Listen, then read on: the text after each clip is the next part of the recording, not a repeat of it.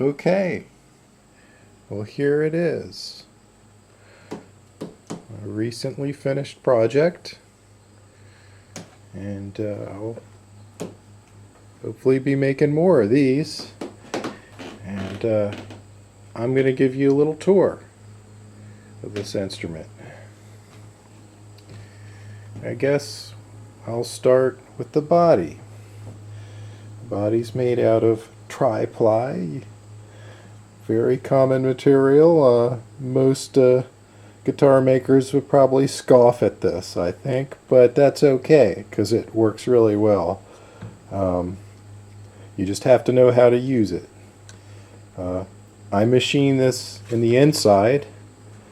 I machined it out with a router to 100,000ths of an inch. So 100 thou thickness on the soundboard. And in the inside it's got a maple spar that runs through here to help support. The pockets are specially placed to provide support in the right places, but I try to remove as much material as I can because you want the soundboard to be as light and flexible as possible, so the sound vibrations from the strings can be transmitted from the little fret here into the bridge and then into the soundboard.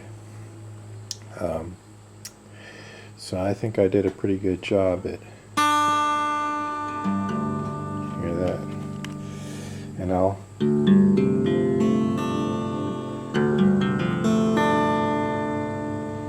may not sound loud right now, but it's sitting on top of this table.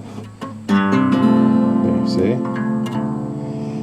And I'll have some video of me playing it along with this. Okay, moving on to the bridge. It's a solid piece of maple, and the strings load from the front. I countersunk those, or recessed them more. It's not really a countersink, it's more like a counterbore. It comes up there through the back, wraps over the top with these little notches that guide it. And I have an offset for when it's under tension that tends to pull the strings closer together, as far as it shortens the whole string length. And that's on pretty much any guitar you would find is like that. You usually, if you tune the D major chord to be completely pure sounding, what would happen is when you go to play an A minor chord, this second string here would be flat, and so you have to usually tune in between to sort of make up the difference and fool the ear a little bit, and the ear is very flexible and gets used to it, and that's, most guitars are like that. And but I tell you what, this guitar, you can tune the D completely pure and go and play an A minor chord, and it's not flat at all. So I was very happy with how that turned out, and I got this right. And part of that is also this compensation here too on the second string here. You see how it's moved back with this fret moved back, and you would think that that would move this harmonic back. Nope, it puts it right on the fret. So see that? 12th fret.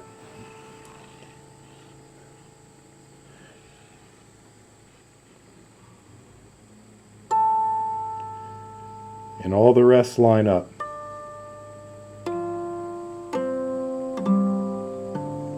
That's something. Okay. Now, so we went through that this is maple. No, it's kind of maybe a little bit clunky, but it's entirely designed from a practical perspective. Okay. I guess we'll move on to neck. Neck is maple. It's got a small blemish right there. But my attitude is, why throw away a perfectly otherwise good piece of wood over one little thing? You know, that's my general attitude about these things. It's just part of its character. People have scars, so do instruments. So do trees. If they're made out of if instruments are made out of trees. I was about to say it the other way. That's funny. And yeah, I tried to make my sound holes match up with the overall shape of the guitar, which is guitar body, which is this rounded shape, which works really well. You can put it anywhere where it feels comfortable for you. I tend to like to put it on my knee around here, like a little further up than I thought it would be for me. And that is about where it balances. Sorry about my finger there. Okay, the fretboard is some more scoffing is going to be taking place. This is made out of oak, which is not considered to be a really great tone wood. I'll give you that, but it works really well for these frets sticking in there and staying in there. And it's not nearly as expensive as ebony or rosewood. Some of those materials are harder to source and more expensive and increase the cost of your finished product. So I'm going with oak. Works good for me. I stained it this black cherry stain. Looks nice, I think. And my dots are painted by hand. And then you can see the sealer I put over. And instead of just having that a little splotch of shininess over it, I went ahead and did the whole fret, but just on the frets that need it. I mean, fret in between the frets that needed it. And it kind of makes an interesting effect, I think, anyway. So I like it like that. It looks fine to me. Now we'll move up to this setup over here, and this is more. It doesn't have a nut. It has a 0 fret, which eliminates the need for nut compensation. And the strings come in through here, and there's 5 little tiny wood screws plus glue holding this on. And each one of these screws can take up to about 8 pounds of force. So it's around 35-40 pounds of pressure that can take, plus the strength of the glue, which is like 100 or something. And the tension from these strings pulling up is about, if I had to guess, an educated guess, I would say around 50 to 60 pounds. So this isn't going to come off. But I tell you what, it's a trick to get those holes drilled nice and straight in there so that your strings don't rub up against those screws, you know, because you've got holes coming in through here and holes going in down there. But I tell you what, I did a pretty good job. Did a really good job with that. And one more detail I want to point out.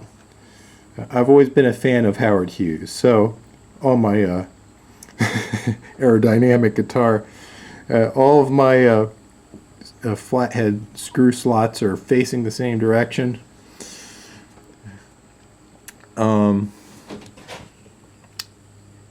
Yes, and that turned out good, didn't it?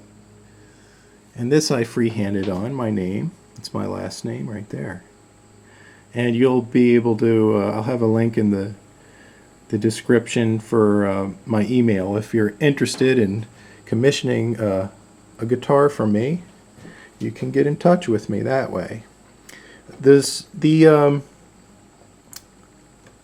the tuning machines here. These are made by a company in the USA called Spertzel. I think I'm saying their name correctly. They're interesting. I was able to get exactly the kind I wanted, they're nickel plated, and they're called Sound Lock. And it's got a little hole. You put the string in, and then the string goes through a slot, and that locks it in. And you don't have that wire hanging off.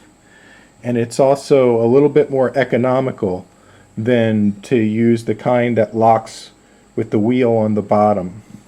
And I chose the ones because I love like mechanical things. So I chose the one with the open housing. There's no housing on it. Open housing. No, they're housingless tuners. You can see, very well made.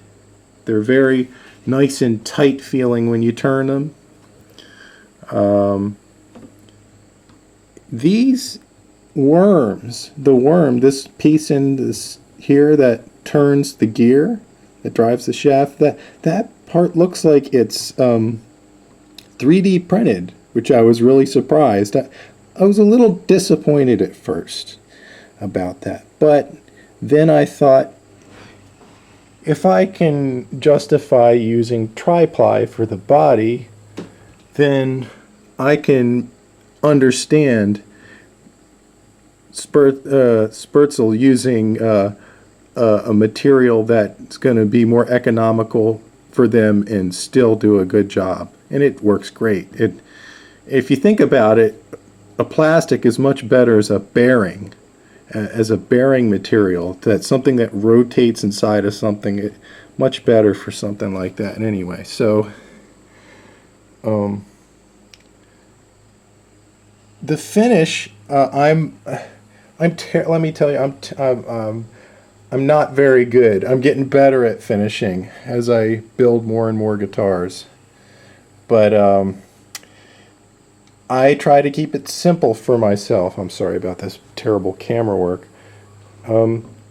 So I just use sanding sealer to seal it. I do very simple. I do a few coats. I do a coat. I let it dry completely. I sand it. I do another coat, and I use a little tiny, very fine bristled synthetic brush, and I brush it on, and it takes hours. But and it doesn't look like, it's really hard to beat some of the finishes some of these factories have they got a spray booth and all that, and the whole thing looks like it was dipped in hot glass. But hey man, it ain't bad. You can see the figure in the grain, and the wood is protected. And to a certain extent, it's refreshing to not have something that's so loudly glossy, like monkey-like shiny object. And I mean, it has plenty of shine, but it's not over the top, I guess it would be called a satin. Yeah, if you want to get one of these, just so that you're not disappointed when you do get one, there is no binding around the edge. It's because I found that the plywood laminations itself kind of give the same visual effect. You see what I'm saying? It highlights the edges,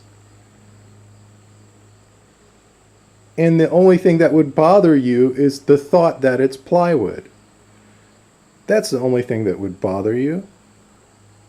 But really, it's very nice. And this guitar to me is really kind of like a violin, I love to hold it this way. Let's see if I can get it. Yeah.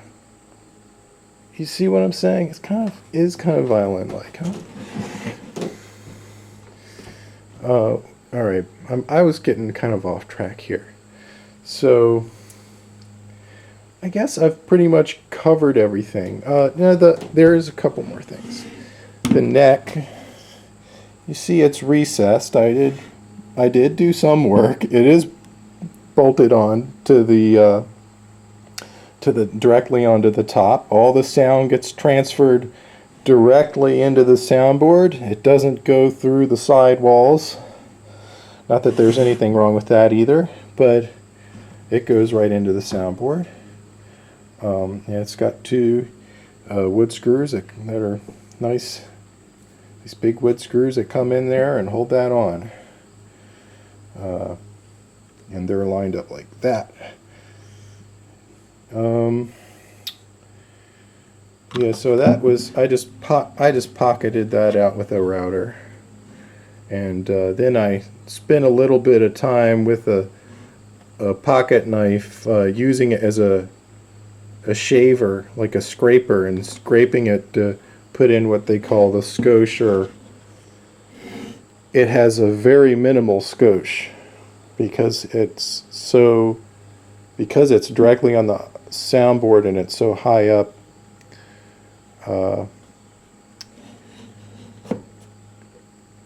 Yep. But the skosh is there to keep the strings from being too high at this part of the portion of the guitar. When you put an angle on it, it's higher here, but it doesn't need as much. Like I said before, I'll include some clips of me playing it so you get to hear how it sounds. I just didn't want to get too caught up into playing it and talking at the same time. You're probably getting tired of listening to me. I know I am. Yeah, so I'll just recap real quick. Tri-ply body that's been routed out to shape inside. Maple spar, maple bridge, maple neck, oak fretboard, nickel plated, opened, no casing, Spertzel tuners. They work really great. I think that's it, and it's a very versatile guitar. You can play classical on this because it's not overly bright, and I think that might be because I'm using DR strings that are called rares, and they aren't supposed to be as bright, and that's fine because I don't like. I've already got, I've already done so much to make this thing brighter. This guitar seems to have not a really low end, but because of the smaller body size, but a decent low end, and then a very bright top, and then there's more of a space in the middle. It's kind of sounds like how I usually EQ my headphones when I listen to music, actually. I don't know if there's any transfer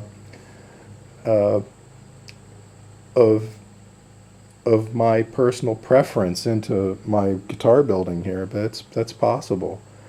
But it's the thing I like most about this guitar is, though, that it's in tune everywhere on it. You don't have to play the game of tuning it in between chords to try to make things match up. And I've owned so many guitars in my life, and they all have that issue, and this one doesn't. So yeah, I hope you like this video. If you want to, you can help me out by giving your public appraisal of what would you pay for it. And of course, I'll take that with a grain of salt because I know how many hours I have in it, and I also know the cost of all the materials I use, so I can pretty much put together a fair price myself. But I was just curious to see what the YouTube community thinks that they would pay for this instrument. All right.